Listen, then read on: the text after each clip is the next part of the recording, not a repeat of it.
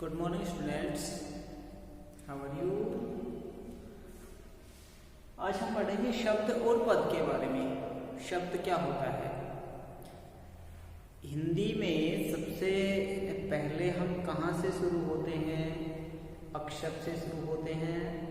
अक्षर से हम शब्द पे आते हैं, शब्द से हम वाक्य बनाते हैं, वाक्य से हम कोई अनुच्छेद लिखते हैं या अलग अलग तरह के वाक्यों को जोड़ते हैं, एक पैराग्राफ बनता है और इस तरह से हम एक बुक की रचना करते हैं, साहित्य की रचना करते हैं, एक पूरी भाषा, एक लैंग्वेज बन जाती है। तो उस लैंग्वेज में सबसे महत्वपूर्ण भूमिका जो रहती है वो किसकी रहती है? शब्द की रहती है, क्योंकि शब्द ही एक ऐसी ध्वनि है जो हम बोलेंगे उसकी सेंस निकलेगी और उसकी सेंस से ही वाक्य बनेगा। तो शब्द क्या होता है? सबसे पहले हम फोकस किस पे करेंगे? शब्द पे। शब्द क्या होता है? दो या दो से अधिक वर्णों के मेल से बनने वाली एक सार्थक ध्वनि। सार्थक मतलब अर्थ देने वाली। शब्द तो वैसे भी बन जाता है दो वर्णों को जोड़ने से, लेकिन उसका कोई मीनिंग निकलना चाहिए। तो जिसका मीनिंग निकलेगा उसे क्या कहते हैं हम? सार्थक। स और अर्थक। अर्थक मतलब अर्थ देने वाला और स मतलब सहित। जो अर्थ के सहित प्रयोग किया जाता है उसे क्या कहते हैं? सार्थक कहते हैं। तो दो या दो से अधिक वर्णों के सार्थक मेल को क्या कहते हैं हम? शब्द कहते हैं। अब शब्द कितने प्रकार के होते हैं, शब्द का वर्गीकरण कितने आधारों पे किया जाता है, उस सब के बारे में जानेंगे कि शब्द के भेद कितने होते हैं। शब्द के भेद। शब्द के भेद मुख्य रूप से चार आधारों पे किए जाते हैं। शब्द का वर्गीकरण जो है वो कितने आधार पे किया जाता है? चार आधार पे किया जाता है। वो कौन कौन से हैं? जैसे ये हो गया शब्द, और इसका वर्गीकरण किया जाता है चार आधार पे। कैसे? फर्स्ट ऑफ ऑल है अर्थ के आधार पर।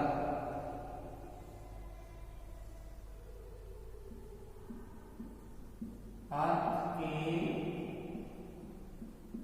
आधार पर। दूसरा वर्गीकरण है इसका, वो किसके आधार पे है भाई? प्रयोग के आधार पर। प्रयोग के आधार पर।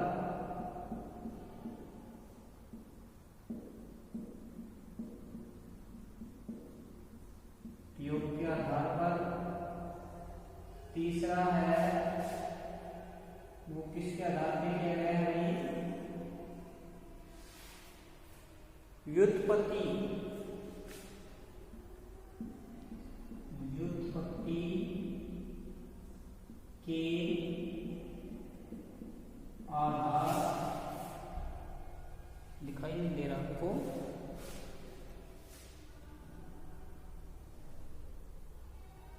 व्युत्पत्ति के आधार पर। तीसरा वर्गीकरण है वो किसके आधार पे है? व्युत्पत्ति के आधार पे। और चौथा जो है वो किस आधार पे है भाई? चौथा वर्गीकरण किया गया है उत्पत्ति। उत्पत्ति के आधार पर।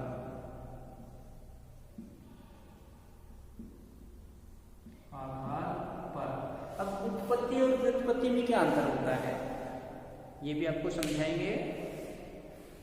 तो सबसे पहले शब्द क्या होता है? दो या दो से अधिक वर्णों के मेल से बनने वाली सार्थक ध्वनि को शब्द कहते हैं, या दो से अधिक सार्थक ध्वनियों के मेल से जो बनता है उसे क्या कहते हैं?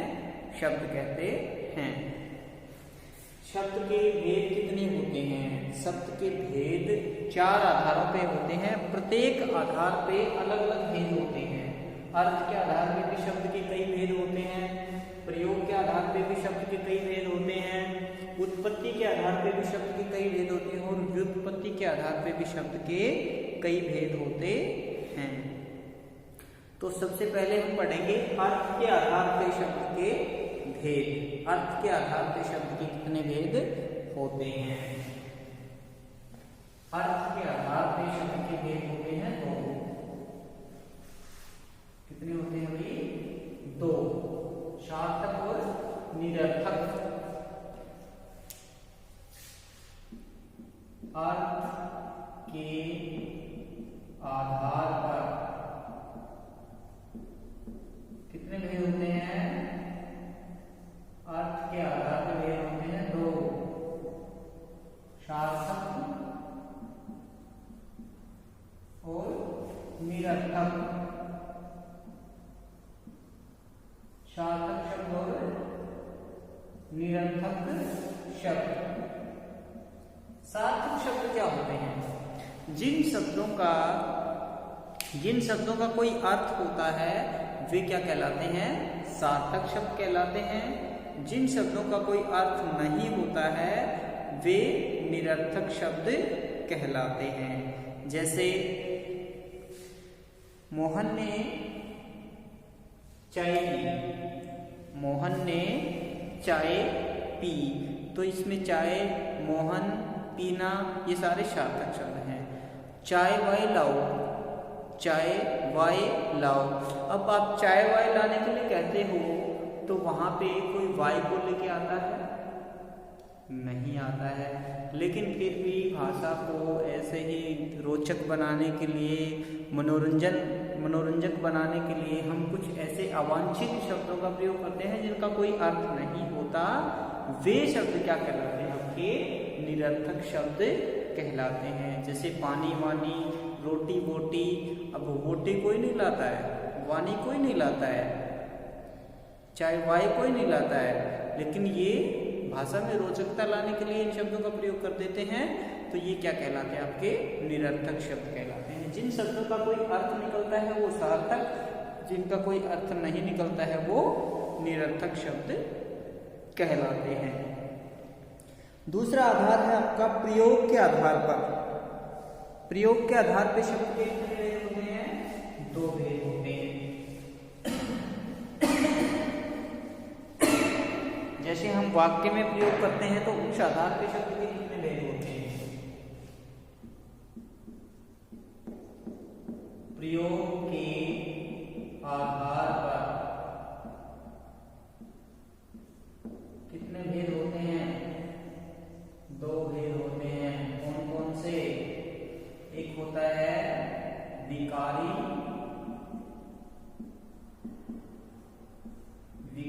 शब्द, दूसरा होता है आपका अविकारी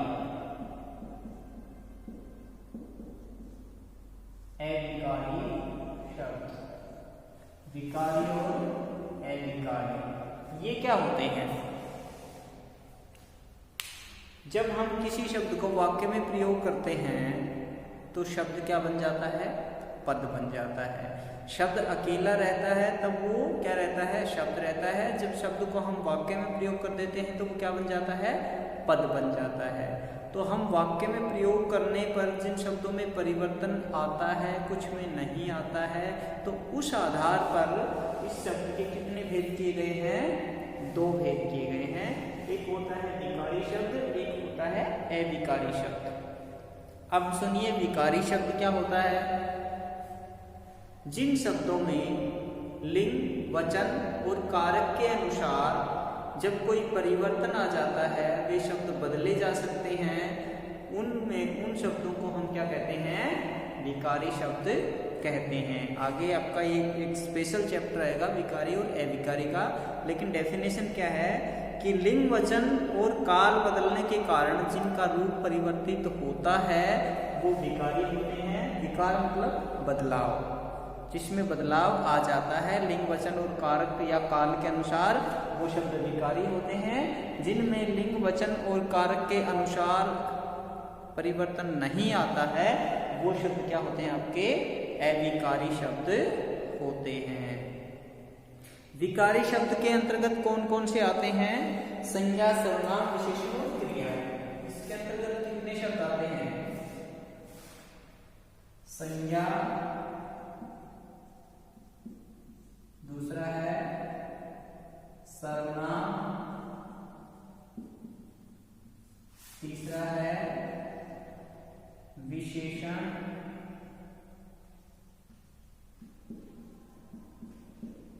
और चौथा शब्द है आपका क्रिया।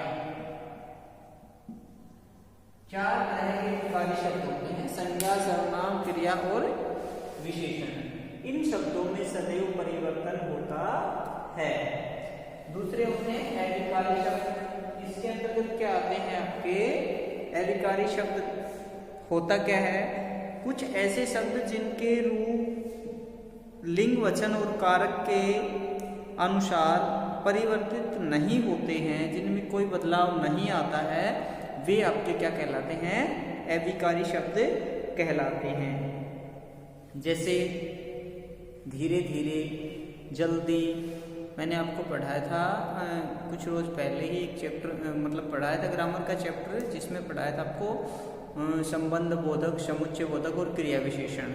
वो आपका अविकारी शब्द ही था। ठीक है, तो जिन शब्दों में परिवर्तन नहीं आता है वो आपके क्या कहलाते हैं?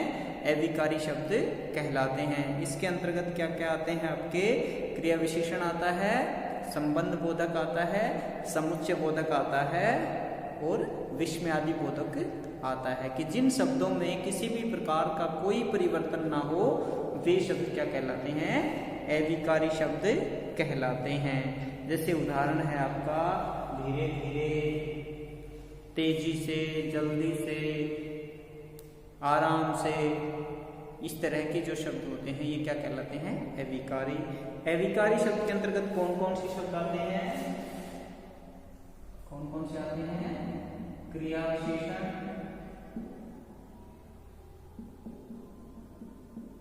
दूसरा है समुच्चय बोधक,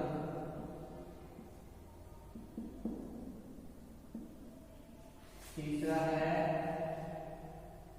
चलो नीचे लिख देता हूं, संबंध बोधक,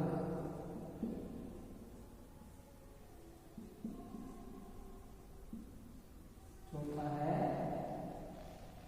1, 2, 3 और 4। ये होता है विस्मयादि बोधक। विस्मयादि बोधक। अब ये क्या होते हैं? इनकी भी डेफिनेशन दी है। वैसे सारे चैप्टर हम पढ़ चुके हैं, लेकिन ये शब्द के अंतर्गत ही आते हैं। आपका एक पार्टिकुलर चैप्टर बन के निकल गया, आगे संज्ञा, फिर पार्टिकुलर आया सर्वनाम, फिर विशेषण आया, फिर क्रिया विशेषण आया, फिर क्रिया आई। वो एक जो चैप्टर बना था वो इसी शब्द का ही एक पार्ट है। ये सारी जो चीजें आगे आपके ग्रामर में टॉपिक बन के चली हैं वो इसी शब्द का ही पार्ट है। वो उसका एक डिस्क्रिप्टिव रूप है, ये इसका शॉर्ट रूप है। उसको इसी चीज को, इसी कंप्लीट शब्द के चैप्टर को ही आपकी पूरी ग्रामर के रूप में डिस्क्राइब किया गया है।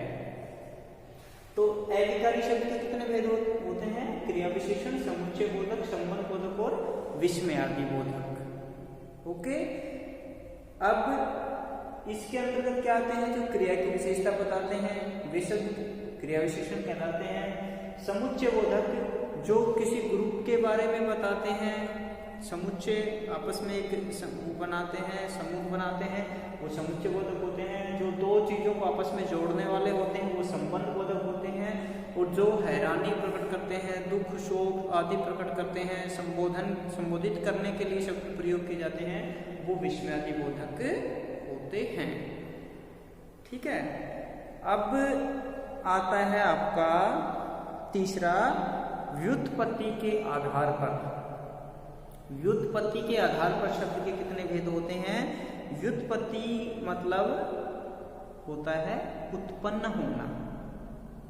क्या होता है? उत्पन्न होना।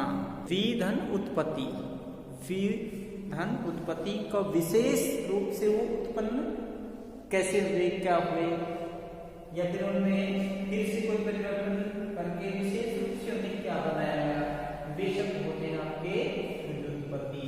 और उत्पत्ति होती है कि कोई शब्द कहाँ से पैदा हुआ, कहाँ से भाषा में आया, कहाँ से बना, कैसे बना। और व्युत्पत्ति मतलब उनमें परिवर्तन करके फिर से विशेष रूप से उन्हें बनाया गया, वो होते हैं आपके व्युत्पत्ति। तो व्युत्पत्ति के आधार पर शब्द के कितने भेद होते हैं, 3।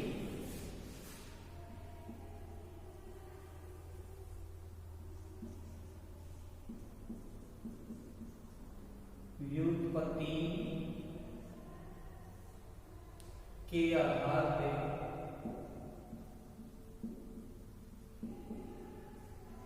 कितने भेद होते हैं, 3।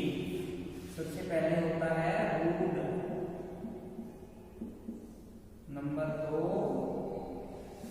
यौगिक, नंबर 3 योगरूढ़। रूढ़, यौगिक और योगरूढ़, ये 3 शब्द होते हैं, ये आपके व्युत्पत्ति के आधार पे होते हैं। रूढ़ शब्द क्या होता है, रूढ़ वे शब्द होते हैं जो किसी विशेष अर्थ के लिए प्रसिद्ध हो गए हैं, इसके सार्थक खंड नहीं किए जा सकते। मतलब रूढ़ शब्द किसी एक विशेष अर्थ के लिए प्रसिद्ध हो गया है, उसका वो ही अर्थ माना जाएगा, लेकिन उसके हम टुकड़े नहीं कर सकते।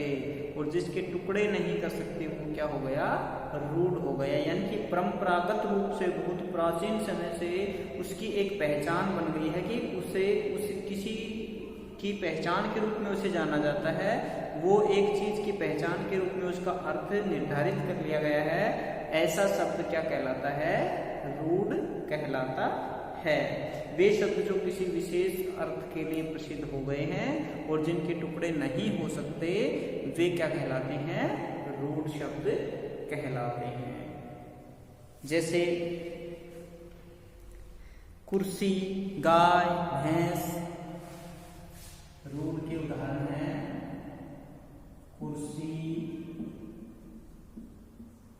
गाय, भैंस आदि। अब भैंस को आप भैंस के नाम से ही प्रसिद्ध हो गया, आप और किसी चीज को भैंस नहीं कह सकते हो। भैंस जो शब्द है वो भैंस के लिए ही प्रसिद्ध हो गया है। कुर्सी, आप कुर्सी को ही कुर्सी कह सकते हो, इसको और किसी शब्द को आप कुर्सी नहीं कह सकते हो। इसकी एक अलग पहचान हो गई, भैंस की अलग पहचान हो गई, गाय की एक अलग पहचान हो गई। उनके लिए ये शब्द निर्धारित कर दिए गए हैं और इनके टुकड़े भी नहीं हो सकते हैं। आप कभी टेबल को कुर्सी नहीं कह सकते हो, टेबल को टेबल ही कहोगे, कुर्सी को कुर्सी ही कहोगे। तो उनके जो मूल रूप से जो नाम रख दिए गए हैं, जो किसी दूसरी वस्तु के नाम हम नहीं रख सकते और उनको नहीं तोड़ा जा सकता, वे शब्द क्या कहलाते हैं, आपके रूढ़ शब्द कहलाते हैं। दूसरा है आपका यौगिक शब्द। योग का अर्थ होता है जोड़ना, योग मीन्स जोड़। तो दो शब्दों को जोड़ करके कोई एक शब्द बनाया जाता है, वो आपका क्या कहलाता है, यौगिक शब्द कहलाता है। वे शब्द जो एक से अधिक सार्थक खंडों से, जब हम उसको तोड़ेंगे तो दोनों ही शब्दों का अर्थ निकलना चाहिए। तो वो एक ऐसा शब्द जो सार्थक शब्दों के खंडों से मिलकर के बनता है, उसे हम क्या कहते हैं, यौगिक शब्द कहते हैं। जब आगे आप एक टॉपिक पढ़ोगे समास, तो समास में दो शब्दों को मिलाकर के हम बनाते हैं, जैसे रसोई घर है, पाठशाला है। ये जो पाठ अलग है, शाला अलग है, तो इन दो शब्दों को मिलाकर के हमने एक शब्द बनाया पाठशाला। तो दोनों शब्दों का अलग अलग तोड़ेंगे तो भी अर्थ निकलता है। तो ऐसी सिचुएशन में, ऐसी स्थिति में दो शब्द जब मिलकर के एक शब्द का निर्माण करते हैं तो वो क्या कहलाता है, आपका यौगिक शब्द कहलाता है। जैसे हिम प्लस आले, हिम मीन्स बर्फ, आले मीन्स घर सॉरी हिमालय बन गया, तो वो क्या है, आपका यौगिक शब्द है। तीसरा शब्द है आपका, तीसरा है आपका योगरूढ़ शब्द। योगरूढ़ क्या होता है, योगरूढ़ शब्द भी एक यौगिक शब्द होता है लेकिन ये किसी विशेष अर्थ के लिए प्रयोग किया जाता है।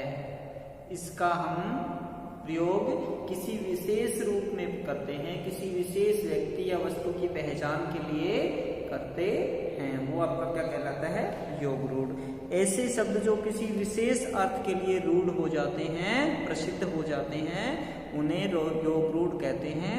ये शब्द यौगिक होते हैं, इनके खंड किए जा सकते हैं। लेकिन देखो, रूढ़ और योग रूढ़ में अंतर यही होता है कि रूढ़ के आप बिल्कुल भी खंड नहीं कर सकते हो, योग रूढ़ के आप खंड कर सकते हो। लेकिन योग रूढ़ शब्द दो शब्दों से मिलकर बना होता है और किसी एक विशेष अर्थ के लिए, एक विशेष पहचान के लिए इसका प्रयोग किया जाता है। वो क्या कहलाता है, आपका योग रूढ़। तो बहुव्रीहि समास जो होता है वो आपका योग रूढ़ का उदाहरण होता है। जैसे पंकज, पंक में जन्मा है जो, पंक में जन्मा है जो। पंक और अज, अज मीन्स जन्म लेना, जय मीन्स जन्म लेना, और पंक मीन्स कीचड़। और पंक अलग शब्द है, जय अलग शब्द है, दोनों का अर्थ क्या हुआ, पंक मीन्स कीचड़, जय मीन्स जन्म लेना, उत्पन्न होना, और दोनों को मिलाकर के हमने क्या बनाया, पंकज। जो पंकज एक अलग विशेष अर्थ में उसका प्रयोग किया गया। पंकज मीन्स क्या होता है, कमल, कमल का फूल जो कीचड़ में उत्पन्न होता है। तो पंक और जय दोनों अलग अलग शब्द हैं, दोनों को मिलाकर के एक शब्द बनाया, और वो एक शब्द किसी विशेष अर्थ में प्रयोग किया गया हो, ऐसे शब्द क्या कहलाते हैं, आपके योग रूढ़ शब्द कहलाते हैं।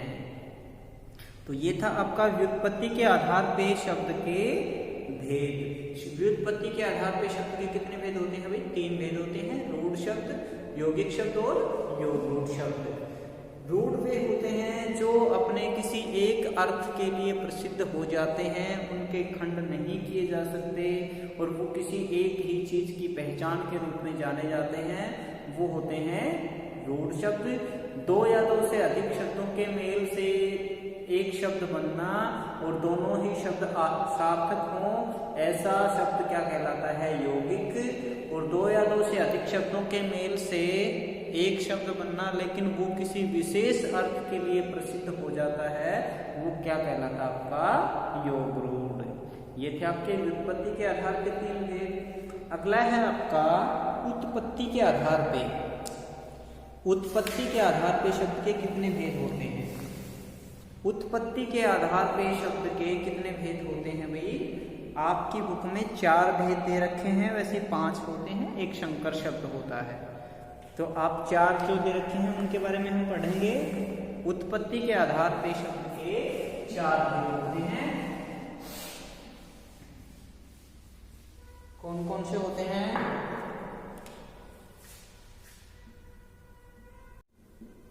उत्पत्ति के आधार पर कितने होते हैं भाई, 4। तत्सम,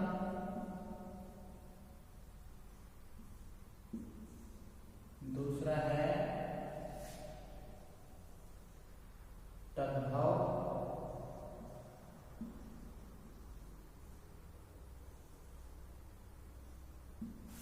तीसरा है देशज, और चौथा है विदेशज।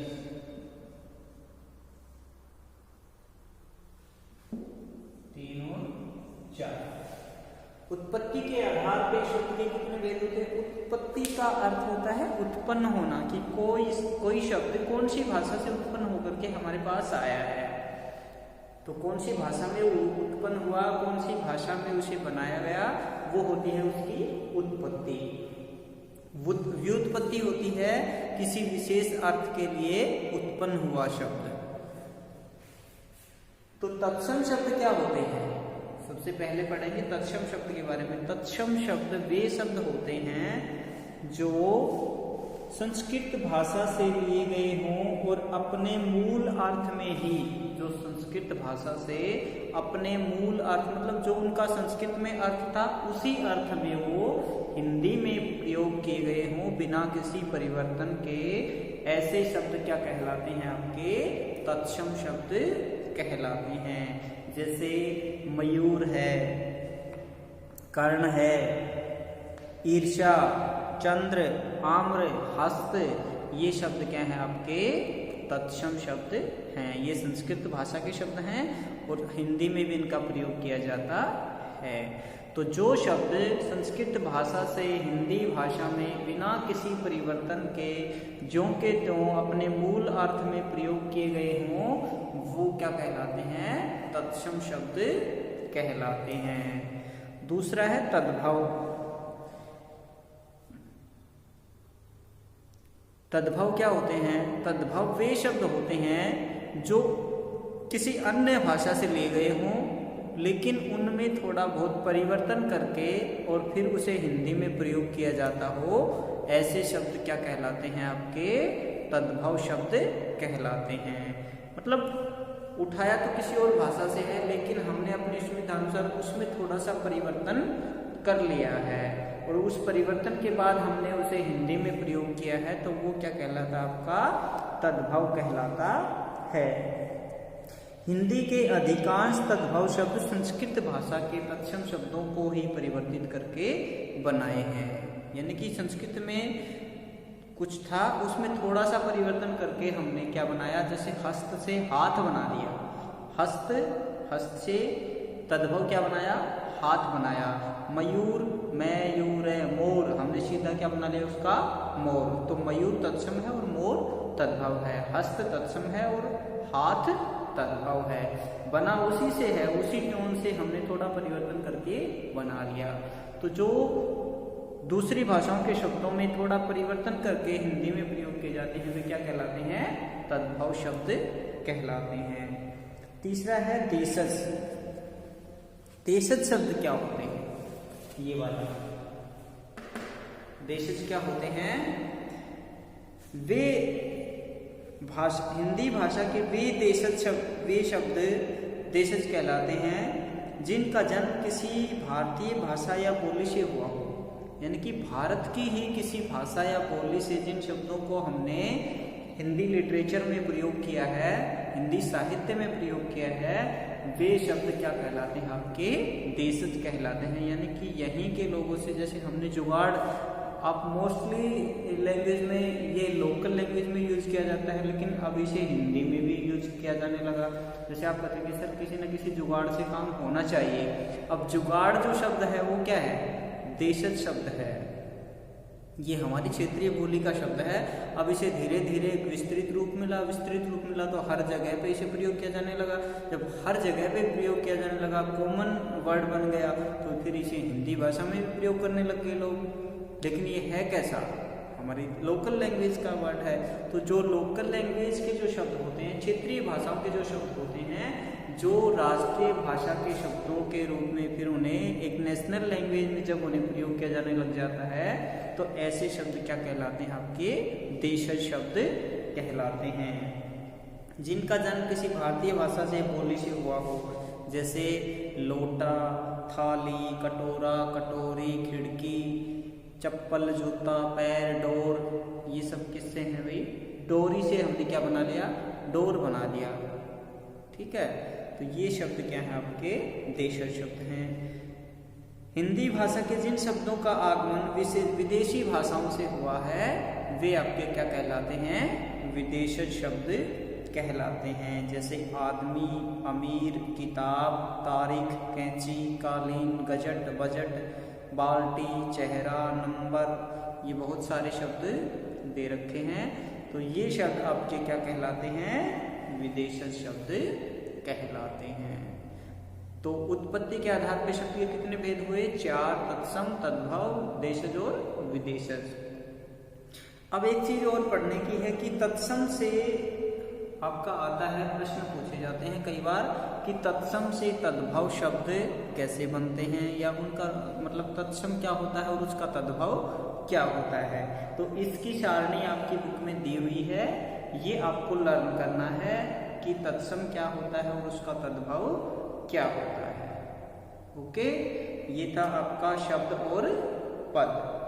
जब शब्दों को जब शब्द वाक्य में स्थान पा लेते हैं तो क्या कहलाते हैं, पद कहलाते हैं। ये बात पहले भी बता चुका हूँ आपको। अब पद क्या क्या होते हैं, जैसे संज्ञा को हमने वाक्य में प्रयोग कर दिया तो संज्ञा पद बन गया, सर्वनाम को वाक्य में प्रयोग कर दिया तो वो पद बन गया। तो ये क्या बन जाते हैं, आपके पद बन जाते हैं। हिंदी में पद के 5 भेद होते हैं, कौन कौन से भाई, संज्ञा, सर्वनाम, विशेषण, क्रिया और अव्यय, ये इसके 5 भेद होते हैं। 2 या 2 से अधिक पद मिलकर के क्या बनता है, एक पदबंध बनता है। यानी कि पदों का समूह जिसमें संज्ञा भी हो, सर्वनाम भी हो, क्रिया भी हो, विशेषण हो, एक जगह पे ही इकट्ठे प्रयोग कर दिए जाते हों तो वो क्या कहलाता है, आपका पदबंध कहलाता है। जैसे खोया हुआ भाई तथा खोई हुई पुस्तक दोनों पदबंध हैं। खोया और पुस्तक, खोना मतलब क्रिया है और पुस्तक मतलब संज्ञा है, तो 2 पद एक जगह पे जब इकट्ठे हुए तो क्या बन गया, पदबंध बन गया। ठीक है, मेरी खोई हुई पुस्तक मिल गई, इसमें मेरा सर्वनाम भी आ गया, खोई हुई क्रिया भी आ गई, पुस्तक संज्ञा भी आ गई, मिल गई क्रिया भी आ गई। तो इन सारे शब्दों का, पदों का एक जगह पे जो एक ग्रुप बन गया वो क्या कहलाता है, पदबंध कहलाता है। खोई हुई पुस्तक। ठीक है, तो ये था आपका टॉपिक शब्द और पद।